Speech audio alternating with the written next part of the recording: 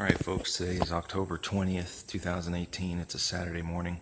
It's about 8 o'clock in the morning. And I haven't updated in a few days here, so here's the deal.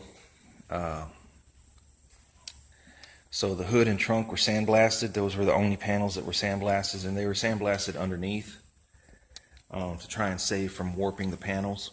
However, if you watch my previous videos, the guy sandblaster knocked out all the factory seam sealer that connects or that bonds the structure underneath to the panel on top.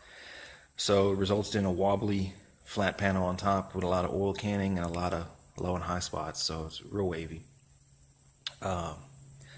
Is it beyond repairable? No. Do I want to fix it? No.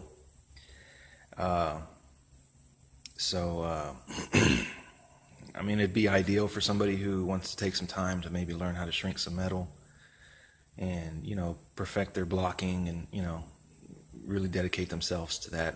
Right now, I'm really dedicating myself to finishing this car. So what I did was I ordered a reproduction hood and trunk that hopefully will be scuff and spray. So that's the hood and trunk. It's got a lot of filler on it. I actually got them sold, so that's pretty good. Got a little bit of money back, not much. So what that in turn translates to is I don't want to get a reproduction hood, paint it, clear it, and all that, and then go to put it on the car, and it need work. So what I have to do is I have to put this thing back on the frame. Put it on the frame, hang the doors back, hang the fenders, core support, line it all up. When the hood gets here, test fit it, do whatever needs to be done, then take everything back apart. So about an extra day's work, unfortunately, but I'd rather spend my day doing that instead of spend my day trying to fix that. So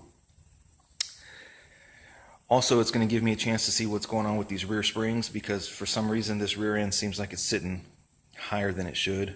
I don't know if the powder coater maybe got confused and swapped my springs out, because those are the springs that I took off the car. So I've never had a problem like that putting rear springs in. I had to rent a spring compressor, and the drive shaft is way off. The shocks, they won't mount. So I don't know if this thing just needs some weight, hopefully, or something happened with my coils. So I'm gonna be able to take a look at that today. Worst case is, maybe just cut a little bit off the coil and call it good. So that's what's going on. The hood and trunk should be here sometime this week, hopefully. I got the body mounts, body bushings, hardware kit, front end bolt kit. I got that yesterday. So that's what we're going to be doing today. It shouldn't really be that hard. There's no motor on there, so I'm thinking it should fall right on there. We'll see. What I have noticed here over walking by the car, over the course of the last few days, is I like to wait before I spray anything. That way you can get a look at the car at every angle, because I don't know about you guys, but I look at this thing every time I walk by it. So different lights, different angles, different height of the car and stuff like that. You find things that you normally wouldn't see.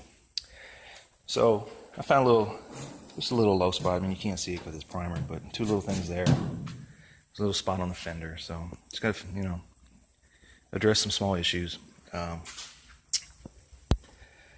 For the lowrider dudes, I did score these, so I'm gonna get these made. Maybe I'm not in a big rush. They're roaster wire wheels. I did order some more epoxy. And man, I can't say enough good things about this SPI group. So I ordered another gallon 2K in case the hood and trunk need work, and just other projects I have. And then gallon epoxy, gallon hardener. I'm gonna mix it 1 to 1 to 1. Use it as a sealer on the whole car. So I ordered gray because blue should cover gray pretty good. They sent me black.